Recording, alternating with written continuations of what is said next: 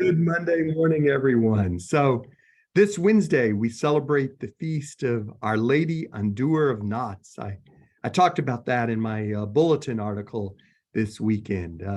We pray to Mary for her intercessions to help us to solve those knotty problems that we have in our life, particularly those problems with our marriages.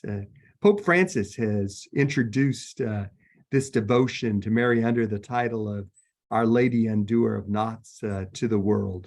It's actually a devotion that goes back to the 17th century in Germany. A German nobleman was meeting with his Jesuit spiritual director, and he was having some marital problems. And his spiritual director invited him to pray for Mary's intercession to help them to untie the knots of the problems that they were having. And sure enough, they prayed, and Mary untied those knots. Years later, their grandson became a priest and had a painting commissioned, Our Lady Undoer of Knots. And people for centuries now have been praying to Mary under that title, asking her for her intercession to help them solve the problems they have. And so this Wednesday, we'll be celebrating her feast day. We'll be having a special celebration. It's 6:30 at our usual 6:30 Wednesday evening mass.